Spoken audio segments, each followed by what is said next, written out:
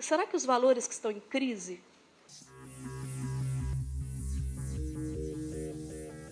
Eu gostaria de primeiro apresentar algumas pesquisas sobre os valores dos brasileiros.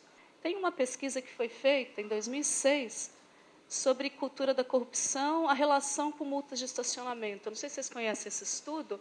Ele é muito interessante porque eles fazem o seguinte. Os autores eles buscam as embaixadas da ONU. E eu não sei se vocês sabem que nas embaixadas vale a lei do país, né? Então, você pode andar de carro, por exemplo, você é multado, se você para num lugar proibido, a multa chega, mas você não precisa pagar. Vocês estão entendendo?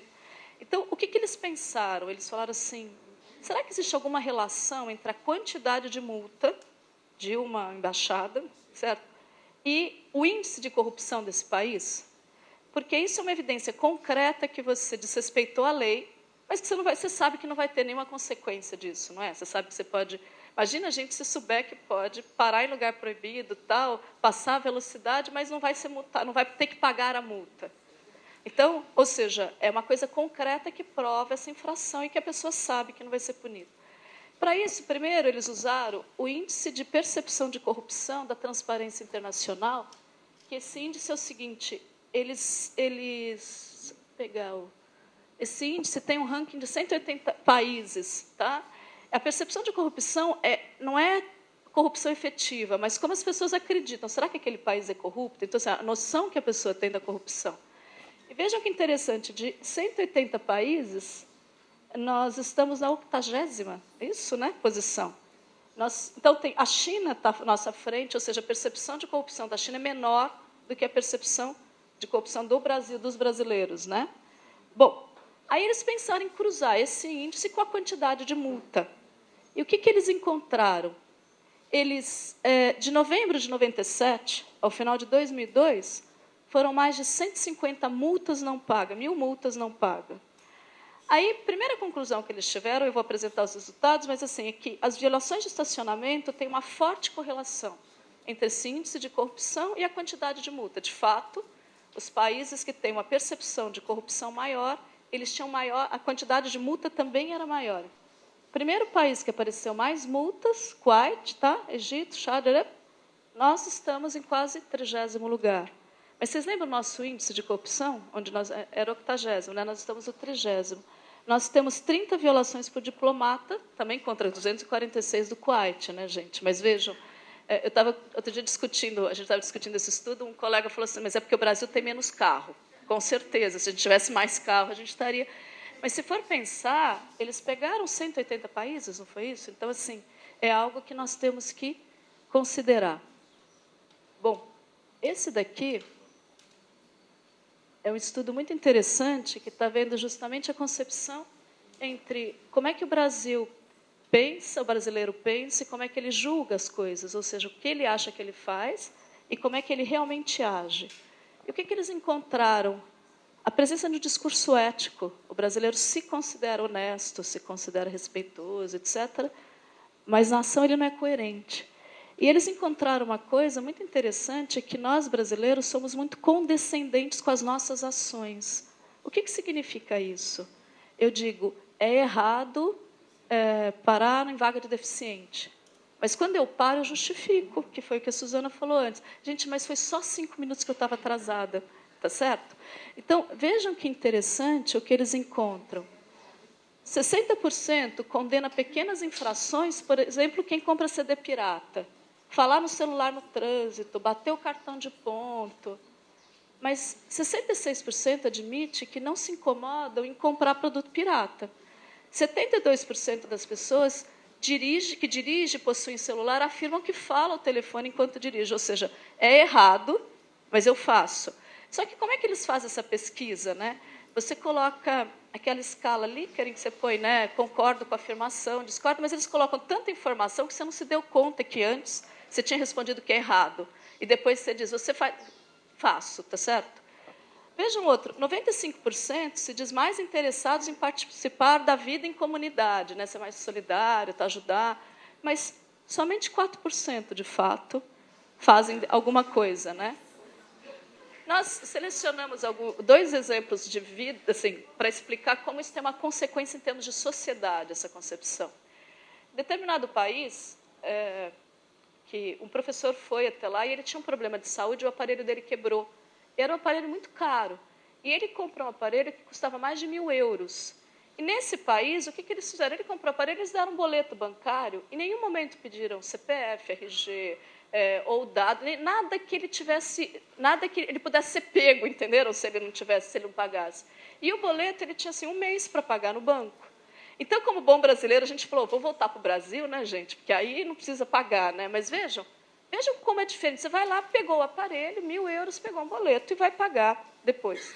Agora, eu moro em Rio Claro, trabalho em Campinas, mas eu moro em Rio Claro. E lá tem uma loja de 2 andares, né, em que eu precisava tirar um xerox de um comprovante de depósito. E sabe que é aquela coisa com criança pequena, sacola, né? Subo 2 andares para tirar o xerox, tiro o xerox, ela me dá um negocinho de 10 centavos para pagar, porque na época era 10 centavos, eu tinha que descer até o caixa, pagar, voltar, apresentar o comprovante para ela me dar a folha, né? Aí eu falei para ela, olha, eu estou com criança, estou com sacola, me dá a folha, eu te garanto que eu vou pagar. Eu garanto que eu vou até o caixa e vou pagar, não tem o menor sentido eu não pagar. Ela falava assim, eu sinto muito, é regra da loja, tal. Bom, desço, pago, volto, porque eles carimbam, né, o negócio, volto, mostro para ela, ela só vê e me dá a folha. Ou seja, eu pensei assim, eu falei ainda para ela, mas eu achei que você fosse arquivar, né? Talvez eles tivessem algum tipo de controle. Ela falou, não. Eu falei, mas eu disse para você que eu ia pagar. Ela falou, todo mundo diz. Entenderam? Ou seja, mas, gente, isso não é atípico. Eu acho que todo mundo vive isso o tempo inteiro. Não é? O tempo inteiro você é vigiado. Por exemplo, quem está aqui hospedado em hotel, o que a gente faz e fazem também? Né? Por exemplo, você vai fazer uma reserva, eu só confirmo a tua reserva se você der o cartão de crédito ou pagar alguma coisa. Mas por que também? A gente simplesmente não aparece e não avisa. Você está no hotel, por exemplo, eles foram ver o refrigerante do frigobar, eles chacoalham o refrigerante. Porque pode ser que eu tenha tomado e colocado a latinha, tá certo? Aí, o que eu faço? Né? Eu penso assim, por exemplo, o hotel está caro, a internet é cara, uma sacanagem. Né? Então, eu vou pegar a toalha de souvenir. Vocês estão entendendo?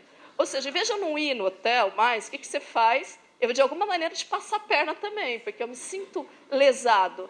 Agora, vai colocando isso em cadeia. O meu salário é baixo, eu pego uma nota fiscal mais alta, tá certo? Então, ou seja, aí eu vou criar mecanismo para controlar mais. Então, para uma sociedade, isso é muito forte, isso é terrível em termos de consequências. Você pode privatizar algumas, por exemplo, você pode privatizar a escola, porque você acha que a escola não tem qualidade. Você pode ter segurança ou morar no condomínio. Você pode a saúde. Gente, cidadania ética, convivência no coletivo, é impossível se privatizar e é impossível se achar, de alguma maneira, que esses procedimentos te fazem imune. Por exemplo, você vai bater o carro e a pessoa vai fugir, você está entendendo? Você vai no policial e você vai colocar assertivamente um direito que é teu e ele vai falar assim, você sabe com quem você está falando? Então, ou seja, para uma sociedade, esse tipo de pensamento em que eu sou confiável e o outro não, ele vai gerar uma série de mecanismos em que todos nós saímos perdendo. Tá?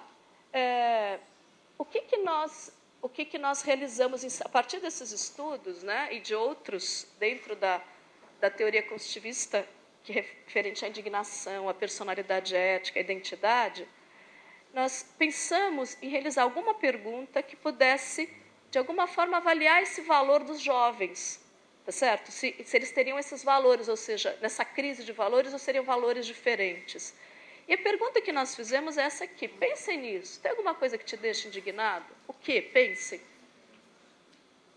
O que faz com que vocês se sintam indignados? Tá? Nós pegamos 150 sujeitos de 15 anos, meninos e meninas, e eles responderam essas questões.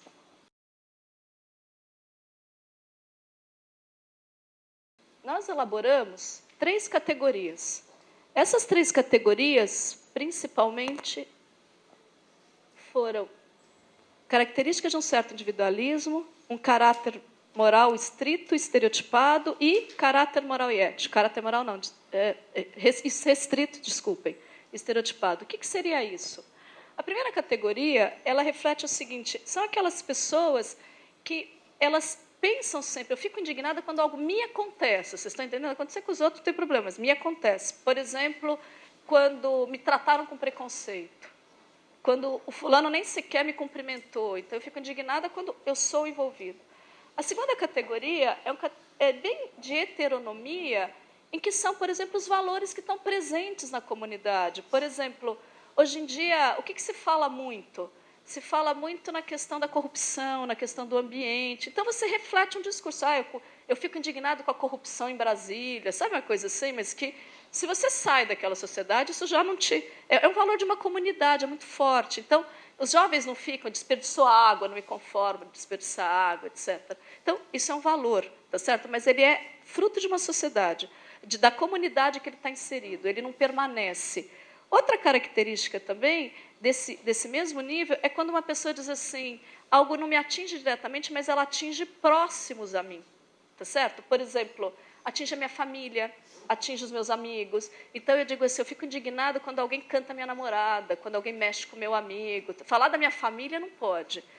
E o último nível, que é considerado um caráter moral e ético, é quando eu fico indignado quando aquele conteúdo do que me deixa indignado diz respeito ao bem-estar próprio e do outro.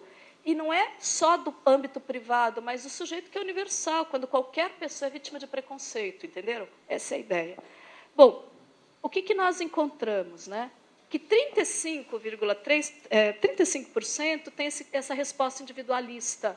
Então, eles só se sentem indignados quando lhes atinge. Então, tem alguns exemplos, tá? Falarem mal de mim, se eu não fiz nada. Se eu fiz, tudo bem, tá certo? Mas se eu não fiz nada, não pode. 40% responde isso. Então, aquela coisa, brincadeira de mau gosto ou falta de educação. Então, e nós só encontramos 24% dos jovens que apresentam uma resposta de conteúdo que pode ser considerado moral e ético.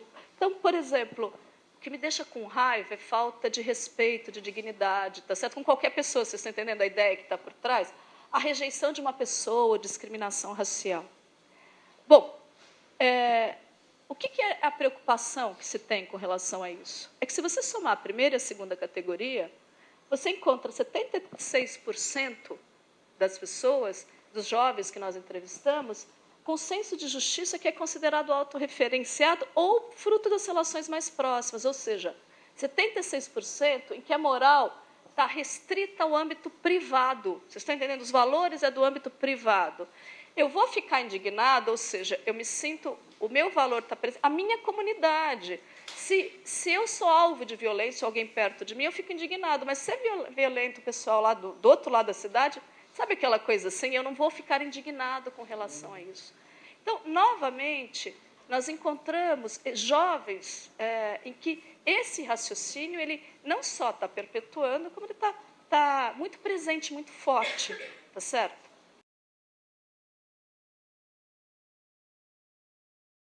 Primeira coisa, assim, o primeiro passo para eu agir moral é eu conhecer as regras, vocês estão entendendo? Eu preciso saber. O segundo passo é eu aceitar aquela regra como necessária, porque muitas vezes eu acho a regra idiota. Então, tá. Por exemplo, eu não vou pagar imposto porque esse país só há corrupção, eu não vou alimentar essa máquina, tá certo? Outra coisa também, aí, o que existe? Além da compreensão do conhecimento, eu preciso que aquilo esteja um investimento afetivo, se torne valor para resultar em ação. Veja, a heteronomia justifica, o pensamento heterônomo, eu justifico ir contra uma regra que eu acho, sei lá, errada, ferindo o princípio. Então, para eu resolver um conflito na escola, porque me furtaram, tudo bem humilhar, tudo bem acusar, tudo bem obrigar a delação, porque eu não concordo com aquilo que foi feito. Então, o fato de eu não concordar com determinada regra, determinado sistema, é autonomia quando eu vou contra isso. Mas, para ir contra isso, eu não posso ferir princípio. Então, por exemplo, eu não posso dizer, eu não concordo com o imposto, então não vou pagar imposto. Vocês estão entendendo? Eu tenho outros meios legítimos para lutar contra isso. Veja, o que eu estou querendo mostrar com vocês com isso? Para eu compreender a minha ação num efeito cadeia para uma sociedade, compreender que eu preciso justamente ter um suporte da lógica cognitivo, que sem esse suporte hipotético dedutivo eu não consigo. As minhas relações ficam no âmbito da experiência vivida. Vejam, as ações que ocorrem de escola, por exemplo, regras que não são cumpridas, ou regras que são feitas, em nenhum momento, além do trabalho com a construção do conhecimento, que tem que necessariamente favorecer esse desenvolvimento do pensamento hipotético dedutivo, do estabelecimento de relações, de possibilidades, análise de consequências, a forma como as relações na escola se estabelecem, elas são sempre restritas ao âmbito privado.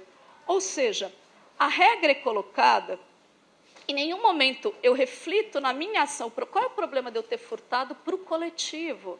Qual é o problema, gente, de nós estarmos um grupo em que quando você deixa a tua mala aberta, você volta e falta alguma coisa? O que isso significa para a pessoa que pega, quais razões que ela tem para pegar, para não pegar? O que significa para a pessoa individual, que é a vítima, mas o que significa para nós, enquanto grupo? Como é que a gente se sente estando num grupo em que, de repente, você deixa a tua mochila aberta e, quando você volta, um colega mexeu, um colega tirou. O que a gente faz, geralmente? Tem que pegar o culpado, tá certo? Eu tenho que punir. E a gente não trabalha numa instituição de maneira a refletir sobre as consequências do meu ato saindo do âmbito privado, tá certo? Indo para o âmbito coletivo. Além disso, tem outras consequências que são importantes, que é com relação às próprias relações que se tem na escola. Por exemplo, na escola é muito confusa a questão do público e privado. Então, por exemplo, a gente colocou a questão das regras, né, que se tem. Em vez de uma pessoa compreender regra pensando no princípio que a sustenta, justamente para saber quando eu não devo cumprir uma regra. Por exemplo, numa situação, vamos pensar em que... pegar uma situação, tipo, à noite. Vocês estão passando no semáforo em São Paulo, meia-noite. Tem a regra que vocês não devem ultrapassar no semáforo vermelho. Tá. Vocês parariam no semáforo vermelho, no centro da cidade de São Paulo, à noite? Mas por quê? Mas vocês estão errados, não estão? A regra não é absoluta. E por que não? Porque a regra é feita para ser relativa a uma situação, para que haja um melhor equilíbrio. Mas se você... Veja, isso na autonomia. O autônomo, ele pensa no princípio que sustenta a regra. Então, qual o princípio? Aí a organização do trânsito, a segurança. Mas nessa situação, o princípio da vida, ele é superior a essa organização. Mas eu não vou botar a vida do outro em risco, também não vou passar igual um doido, vocês estão entendendo? Ou seja, em vez de eu ensinar, porque que é na autonomia? A pessoa autônoma, ela compreende que o princípio que está por trás, ele faz com que você, inclusive, considere que a regra é uma forma concreta de vivê-lo, tá certo? Mas a pessoa que é mais heterônoma, a escola, geralmente, nós vemos as regras como absolutas, não podem ser quebradas. Essa é a nossa concepção de justiça. Então, a gente não ensina a pessoa que eu obedeço porque eu compreendo, eu obedeço porque eu penso. O que nós fazemos na escola é obedeça porque a autoridade mandou, obedeça porque você vai ser punido, obedeça porque regra é regra. Então, nós trabalhamos com as pessoas a manutenção de altos níveis de heteronomia, que é quando o argumento que ela colocou de você justificar que você vai fazer algo ou não por regulação exterior, tá certo? Então, você justifica quebrar ou não, porque, mas eu só não falei a verdade porque você ia ficar bravo. Mas eu só cumpri determinada regra porque, você vai dizer, eu só não fiz tal coisa porque você ia me punir. Então, a regulação não são esses sentimentos, mas é movido principalmente por circunstâncias exteriores. E um outro dado que eu acho muito importante é que é o seguinte, nós percebemos ao longo da escola como um todo inúmeras ações que mantêm essa concepção da moral do âmbito privado ao invés de levar à superação. Por exemplo, essa mistura, né, as regras da escola. Vocês viram que foi apresentado rapidamente a questão do Thurel, das regras convencionais e morais, né? A Suzana falou anteriormente. Vocês, de repente, um menino que usa um boné na classe, o professor fica muito bravo, e muitas vezes ele sai da sala porque ele usou um boné. Uma outra colega que chega e fala assim, professor, ele me chamou de piranha. O professor, sem saber o que fazer, fala assim, mas você é peixe. Aí a pessoa fala, não, mas eu não sou peixe. Então não liga. Ou seja, usar um boné, ele fere uma regra que é convencional, que é uma regra de algo que é cultural, que depende de uma sociedade. Então, ou seja, mulheres vestem roupas de mulheres, homens vestem roupas de homem, mas ele não fere uma regra moral que, hierarquicamente, ela é superior. O que é hierarquicamente superior? É quando eu, por exemplo, eu causo um delito e não informa quem é de direito. É quando a minha ação fere um bem-estar próprio e do outro. Por exemplo, quando eu ataco a dignidade de alguém, quando eu desrespeito uma pessoa, quando eu sou injusto. Como a escola coloca essas mesmas regras de agressão, de usar boné, de não usar chinelo, no mesmo balaio, e muitas vezes eles usam muito mais ênfase quando fere regra convencional do que moral, é uma escola que acaba por confundir mais do que mostrar o que de fato é importante. Então, de repente, a gente briga muito porque ele está rindo na classe, ele está caminhando, etc. Mas numa situação como essa, eu fui desrespeitosa de novo quando eu tive um não olhar e disse, não liga, tudo bem, é isso mesmo. Então, vejam, nós temos uma escola em que as assembleias, as pseudo-assembleias, se fala sobre tudo. Por exemplo, questões do âmbito privado, tipo, eu briguei com ela. Aí você está numa assembleia, a pessoa fala, você fala, foi tudo bem, não foi tudo, não, foi você que fez, eu vi, tal. Então, você tem uma exposição pública de, às vezes, um conflito que é privado, que deveria ser resolvido no âmbito privado. Por outro lado, aquilo que é público, diz respeito ao nós, nem sempre é tratado como nós. Por exemplo, vocês estão conversando muito, fazendo bagunça, etc. Eu penso assim, como eu vou resolver isso? E tiro vocês um processo de resolução de algo que interfere no coletivo. Então, o que nós encontramos para encerrar? Nós encontramos, em síntese, que a escola trata muito de questões que são públicas no âmbito que é privado. E muitas vezes aquilo que é público, que é coletivo, ela trata, no âmbito privado, muitas vezes aquilo que é público no privado, eu troquei, tá, gente? Precisava ter arrumado aqui, né? E o contrário também, o que é privado no público. Tá certo? Deixa eu tirar aqui. E eu vou estar encerrando. Nós temos, dentro do material, a gente levantou o seguinte, nós fizemos vários estudos,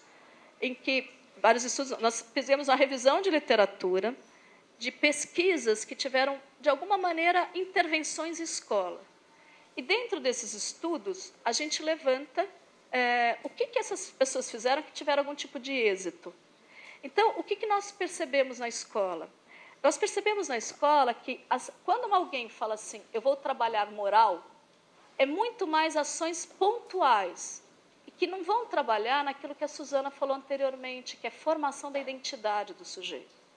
São ações pontuais e reducionistas que elas acabam, assim, dando para o professor, para o adulto, uma sensação, gente, de que eu faço alguma coisa, de que eu estou contribuindo para mudar alguma coisa. Mas são, inclusive, intervenções ingênuas, porque elas não vão trabalhar naquilo que é fundamental, que é a construção da identidade do sujeito, que é aquela coisa que vai me regular na hora que ninguém me veio eu bater na Mercedes, vocês estão entendendo? Então, ou seja, é a identidade, a formação dos valores morais integrados à personalidade do sujeito. Que exemplos nós teríamos de ações pontuais da escola? Quem aqui nunca viu, por exemplo, Projeto Paz? Né? Aí aparece na televisão, e o que é paz? Né? Ausência de conflito, é você ser submisso e falar assim, tudo bem, não é nem ser assertivo, de colocar, não vamos arranjar confusão, etc. Quem aqui não viu reportagens sobre desarmamento de crianças? Vocês já viram? Pega o brinquedinho, vamos jogar o brinquedinho fora. Muitas vezes o professor acredita que basta fazer regra. Então, vamos fazer regra ou dar um jogo de regra, eu estou trabalhando moral. A gente tem avaliado muitos programas de intervenção que tem, assim, 5 minutos de educação moral. Então, todo dia, você põe lá uma frase, uma atividade, 5 minutos por dia.